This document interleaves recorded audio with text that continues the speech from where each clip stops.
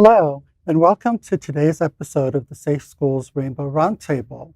I'm Francesca D'Amore, the Board Secretary of Safe Schools, and it's a pleasure to have you join us.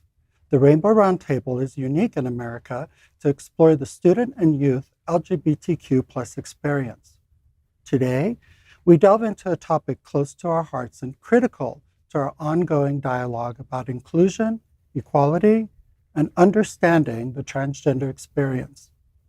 From the vibrant visibility of transgender and non-binary individuals in the media to the historic recognition of Transgender Day of Visibility by the White House, we've witnessed monumental steps towards acceptance and understanding.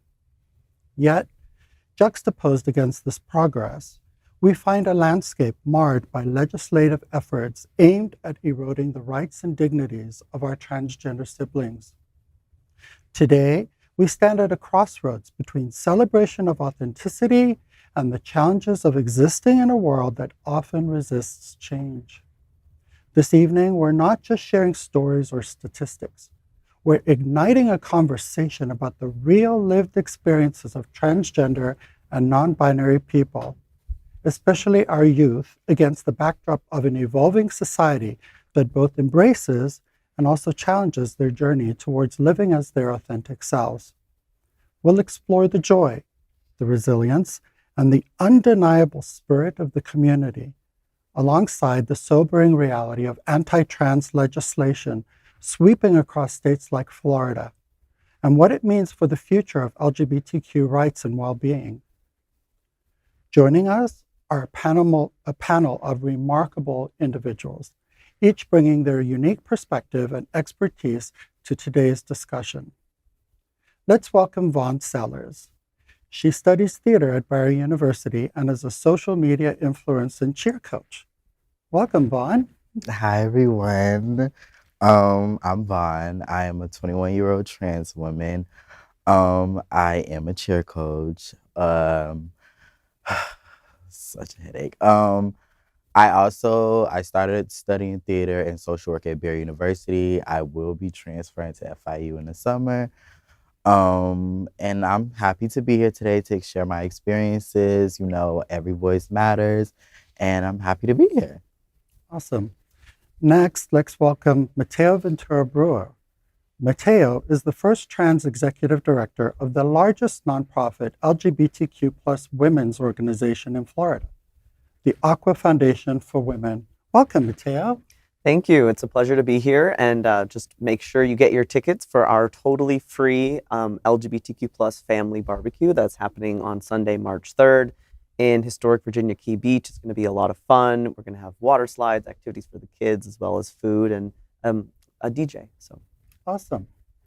Next, let's welcome June Raven Romero. She is a well-known actress here in South Florida. Hi, and welcome, June. Hi. Hi. Thanks for having me. I'm so excited to get into the conversation if it's something I can do well at speak at length. And I'm starring in a one-woman show. It's an immersive show put on by Juggernaut Theater Company, who is the immersive leader in the southeastern region of the United States, really. They put on compelling, beautiful, exciting work. And the show is essentially about an Elvis fan club fanatic. Next, let's welcome Brianna Bree Benz. She currently sits as an advisory board member for the prestigious Miami-Dade LGBTQIA plus advisory board. Well, welcome, Bree. Hi, yes. My name is Bree. I actually was born in 1961, so I'm probably the oldest person here on the panel. Lots of experience, historical experience, I think I can add to this. I don't have anything I'm promoting. I'm just grateful to be here and pleasure to meet everybody. I'm right there with you with the experience. So, yeah. And now let's welcome Taya Herland, the Director of Public Relations for Reflect Collective. Welcome. Hi, guys. So I'm really excited about what we have at Reflect this year. We're going to do Queer Fest pretty soon. So follow our social media for more information. And I'm Taya. I'm also a college student. I'm 24, just turned 24. Oh my God, that's crazy. And I study women and gender studies. I'm going to be doing a social work master's. You're awesome.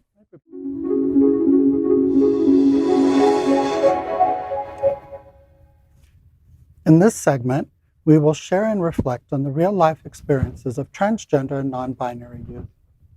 Their journeys, filled with profound joy and significant challenges, offer us invaluable insights into the resilience required to live authentically in a society still learning to embrace diversity.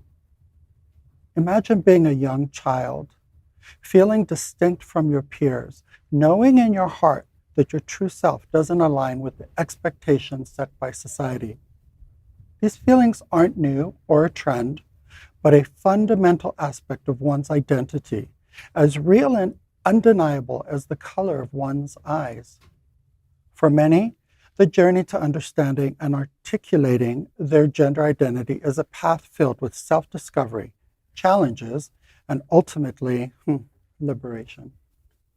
From the stories of those who, meeting other transgender or non-binary individuals, found the words to describe their feelings for the very first time, to the experience of those who embrace terms like genderqueer, gender fluid, or simply queer. These narratives are as diverse as humanity itself. Gender identity does not exist in a vacuum. It intersects with race, culture, religion, and socioeconomic class, shaping and being shaped by the broader facets of an individual's life. For some, this intersectionality enriches their identity, while for others, it presents additional layers of complexity and challenge. Navigating the world while holding these truths can be daunting. Deciding when and how to disclose one's gender identity involves a constant calculation of safety and authenticity, especially in environments that may not be welcoming or understanding. Yet, in the face of these challenges, transgender and non-binary youth find joy and affirmation. Whether it's through the unconditional support of chosen families, the understanding of healthcare providers, or the sanctuary of LGBTQ+ spaces, these sources of support are lifelines, affirming their identities and fostering resilience. But this journey is not without its obstacles. Misgendering, whether intentional or not, and the struggle to access affirming medical care are realities many face. Yet, despite these barriers, the drive to live authentically pushes many to find pathways to transition, each story unique in its challenges and triumphs. So to our panelists, how do these stories resonate with your experiences or those of the youth you work with? What can we, as a community and society, do better to support transgender and non-binary youth in their journeys? I think healthcare is a huge thing. I've had a lot of issues with healthcare over the years. I've switched so many providers with hormones just because I don't come from a very affluent, wealthy family, and I feel like a lot of hormone services are very expensive. And it's interesting because I even noticed sometimes the doctors don't even have experiences enough to help you, or sometimes they don't even know how to answer the questions that you have that are normal. So I've turned to other people in the community to ask different questions about certain things, pertaining to my HRT. I agree with Taya 100%. And especially last year when the new legislation came out that changed how and what kind of providers we could go to. I had been seeing a nurse practitioner who I liked for a couple of years. And all of a sudden, everybody's scrambling because now it has to be an MD. And I was fortunate enough to get back in care very quickly. But that was a moment of real fear. And I can only imagine what youth are feeling when they can't even access anything until they're 18 years old. And all of the panic, as a parent myself, I don't frequently work with youth, but as a parent, I think about this stuff all the time. If your child comes up and tells you that they think they might be a boy or they might be a girl, they're not sure, or whatever, let them socially try it out. Let them socially transitioning. And for young kids, that's all it is. It's changing their names, changing their hair.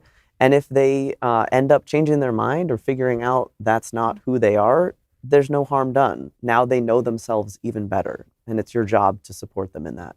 But a lot of people don't know that. A lot of people don't know that most kids who are young and that are trans, they don't medically transition. A lot of them socially transition. Yeah. Well, that's my point. Yeah, like you said, I'm just agreeing with So you. the latest data I think showed there was maybe 4,000 teens on hormone blockers back in 2022. It's such a small number compared to the number of trans people. It's and amazing. blockers don't do anything but prevent their body from going through something that is irreversible. Right. You know, it's not completely risk-free, but I agree that but it's not. They're not actually transitioning. They're just pausing what's happening. I think a lot of people take Dwayne Wade's daughter. When they came out to she's transitioning, everybody jumped on, oh, they letting her get surgery and I'm like, nobody never said anything about a surgery. 2, that's not your business. 3 is let her socially transition. And it's so crazy. I go through her comments and it be so much hate under there, and it's actually very scary. Me personally, especially with the Black community, it's horrible. I've myself experienced it dealing with family or I've lost a lot of friends because they have certain viewpoints. I have friends who are one friend told me oh yeah, if I found out somebody I know a male starts dating a trans woman, I'm always think he's gay. And I said, so you think I'm a man? And she was like, no, that's the point though. You still think of me as a gay man. You it just doesn't. So I just feel we also have to be a voice. We have to make sure that we are there for them to lean on and talk to and be able to go to, because nowadays the world has gotten so bad. Yeah. It's horrible. These kids are ready to end it all. It's so bad. And who can blame them? Yeah, it's miserable here. You know, I come from, my mother is a Nicaraguan immigrant. My father's a Cuban immigrant. We come from a rigid background of culture. We come from a culture steeped and permeated and stained by years of conquest and colonization and imperialism. And that social hierarchy that it's set is really the poison. And I think it all boils down to that, particularly communities of color or Latinx communities. That's really that poisonous seed, that kernel that we can't seem to rid ourselves of. Because when people look at Zaya, for instance, Wade, what they're really projecting is all of the social hierarchies and the implications of social roles that they feel people should be filling, depending on the way that they look or the way that they were born. And their anger is coming out in the form of all this vitriol toward a child. But it's really not about that at all, is it? And I think we all should do our part to internalize and reflect on that. And as trans people, what can we do? Well, when I was young, I went to Care Resource. At 23, I started transitioning. I researched, I Googled, which, some of us didn't have. And I found Care Resource. Luckily enough, I got my hormones for $1 and something, $3 a month. It was totally feasible. And this was 2017, 18. It was almost crazy to think that's a more progressive picture than what we're experiencing today in Florida. But as trans people, we can stick together. We can support each other, do what we're doing right now, take on charges under our wings of younger trans folks who may need some guidance. I've done that. Also, I want to just comment about sort of the transition process and whether or not surgery and hormones. It's interesting, when I was in California, California Kaiser Permanente, which is one of the largest healthcare providers out in California, they actually have a genders expression group now. So in other words, they're specifically saying, hey, it's not just about hormones. It's not just about sort of surgeries. It's about, hey, let's talk about sort of everything from comportment, hair, makeup, exactly what is gender expression. And it's very positive when you see things like that, knowing it may take a while to get to Florida. Sure. But it's still... It'll get here eventually. It'll get here. 100%. I find one of the big perils is, we're in a world with these binaries. And as a trans woman, I'm out and proud, and this is me, and I feel like I don't want to have to fit into a binary. And I feel like a lot of trans people were forced to fit into that, but why should we? We shouldn't have to. Be your own expression of, the spectrum of the rainbow. So we're really faced with a lot of pressure if you don't look or act the part. that creates a problem, but a problem for who? Not for me, Yeah. not for anybody else, right? Yeah. So, Personally, I've met people and my friends and even myself sometimes when you start to transition or you realize, how you actually want to be seen, you kind of go too far, not too far, but you lean hard into like your, it's like maybe you act more macho or whatever. And then as you start to feel more settled in who you are, you realize, oh no, I can paint my nails or I can do, wear earrings or whatever. And it's exactly, and I know historically I wasn't there, but for many years, I believe doctors required people to affirm that they were going to be in so-called straight relationships in order to transition. Like if you were going to be, Normal. a trans woman, you had to be dating a man and vice versa. And like that was a condition, that conformity. Even when we're doing something so radical as completely breaking the narrative and breaking the binary, they're still trying to force us into that box. 100%. It's even interesting. I even find that. So before living in Miami, I'm from a very small town in Florida. I was always the only trans person, and it was just, I felt like I had to be extra, like, feminine all the time. Had to never leave home without my makeup. So like I'm relating to that a lot because it wasn't safe for me at all. I mean, I come from a place where like you would get your car keyed and your tires slashed if you have a rainbow flag on your car. So it's very interesting hearing that because I've definitely relate to that. And especially I think it heightens if you live in an area that there's not as many trans people. Sure. 100%. When I was 12, my brother outed me.